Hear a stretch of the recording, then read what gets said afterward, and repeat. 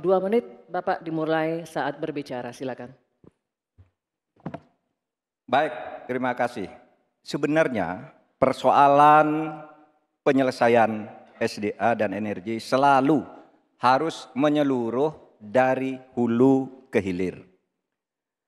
Keterbukaan informasi agraria, termasuk kehutanan misalnya. Saya ini punya pengalaman di dalam sidang-sidang yang membicarakan tentang ini misalnya, informasinya tertutup. Siapa yang punya lahan ilegal di sebelah sana? Ketika dibuat daftar, tidak ada di dalam daftar, sementara ada masyarakat yang punya data. Ketika ditanyakan, lalu baru ditunjukkan.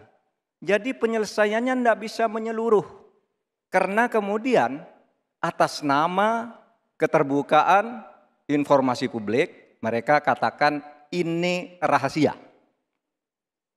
Nggak bisa dong, rahasia itu kan bukan yang tentang data, perampasan tanah-tanah rakyat, kasus-kasusnya di mana, siapa yang menyerobot perkebunan sawit, itu kan harus daftarnya lengkap. Sesudah diselidiki apa yang terjadi di dalam analisis. Wah, itu memang permainannya buruk. Sehingga selalu disembunyikan. Kalau baru orang tahu dikeluarkan satu-satu. Tidak ada penyelesaian yang menyeluruh.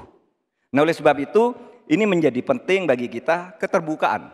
Keterbukaan informasi tentang data-data. Kalau kita mau menyelesaikan, data itu menjadi basis untuk penyelesaian. Kita juga pernah, atau kami kalau bicara soal rekam jejak, ya, kita ikut dalam upaya penyelesaian satu peta sebagai rujukan untuk masalah-masalah tersebut. Demikian. Baik, terima kasih Bapak Mahfud MD. Selanjutnya kami persilakan calon Wakil Presiden nomor urut 1, Bapak Muhaimin Iskandar untuk menanggapi. Waktu Bapak 1 menit, dimulai ketika Bapak berbicara, silakan. Selain yang disampaikan Pak Mahfud, salah satu yang memprihatinkan adalah data ESDM itu ada 2.500 tambang ilegal. Sementara tambang yang legal saja tidak membawa kesejahteraan.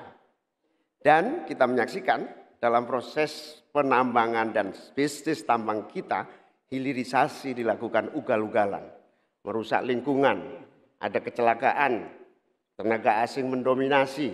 Di sisi yang lain juga perkembangan hilirisasi maupun tambang tidak signifikan dengan kesejahteraan masyarakat sekitar. Sulawesi Tengah, pertumbuhan ekonominya sampai sekarang bisa 13%, tinggi sekali.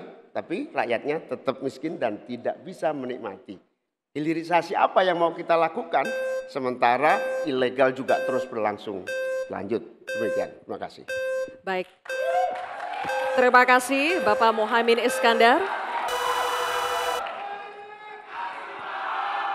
Selanjutnya, giliran calon Wakil Presiden nomor urut 2, Bapak Gibran Rakabuming Raka. Kami berikan kesempatan juga untuk menanggapi. Waktunya 1 menit dimulai ketika Anda berbicara. Silakan. Baik, terima kasih Gus Muhaimin dan Prof. Mahfud. Dari pasangan Prabowo Gibran, simpel saja solusinya.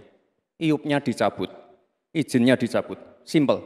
Karena sesuai Undang-Undang Dasar 1945 pasal 33 ayat 3 dan 4 dan juga Pancasila sila 4 dan 5, kita ingin sumber daya alam ini dimanfaatkan sebesar-besarnya untuk kemakmuran rakyat.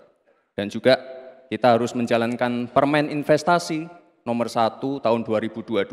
Intinya kita ingin perusahaan-perusahaan besar ini bisa menggandeng UMKM lokal, pengusaha lokal, jadi mereka tidak besar sendiri, tapi ikut membesarkan warga lokal, pengusaha lokal, dan UMKM setempat. Terima kasih. Masih ada waktu Pak Gibran, cukup atau lanjut? Cukup? Baik.